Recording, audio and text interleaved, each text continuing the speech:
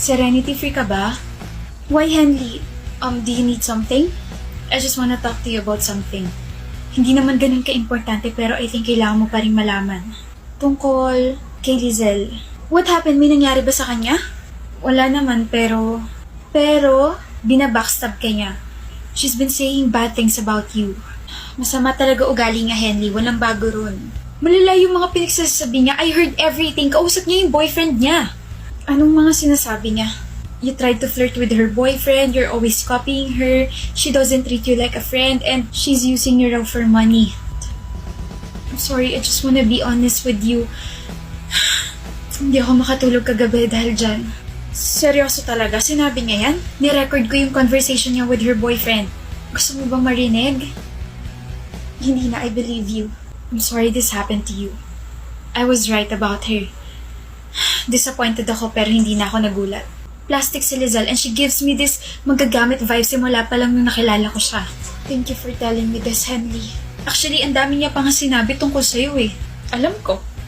Ramdam ko. Sumaugali niya eh. Wait, naiinis ka rin sa kanya? Of course. Hindi siya marunong makasama and hindi naman talaga swak yung personality namin eh. Kaya nagtataka ako bakit naging kaibigan ko yung isang tulad niya. Ah, ganon. Lizelle. Ganyan pala tingin mo sa akin, Serenity. Akala mo ba hindi ko alam yung mga pinagsasabi mo sa akin? Na ginagamit mo lang ako because of my money? My gosh, Lizelle. I can't believe you're saying bad things about me sa boyfriend mo hindi naman talaga nag-e-exist. Wait, what? Ha? Ha? Wait. Huh? Visit na to. Minsan na nga lang magka-boyfriend, sinira mo pa, Serenity.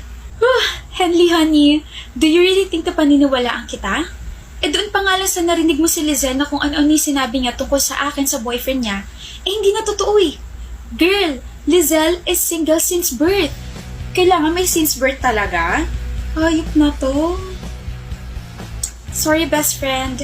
Anyway, and si Lizelle, using me because of my money? Be, wala nga akong pere. It's the other way around. Si Lizelle yung mayaman at hindi ako. Social climber and cloud chaser lang ako. You should have went to Lizelle, not me. Oo nga, dapat sa akin mo sinabi yun. Pero as if naman na paniniwalaan kita, di ba? Sabi ko sa'yo eh. Kakausapin ka rin niya dahil gusto niya magkasiraan tayong dalawa. Hi Lizelle. Hello? Okay ka lang ba? Oo naman, bakit? Concern lang ako kasi may nalaman ako tungkol sa'yo.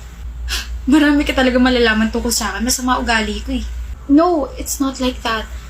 Serenity said some bad things about you. Si Serenity? Gusto ko lang malaman mo na nandito lang ako for you. Ano sinabi niya tungkol sa akin?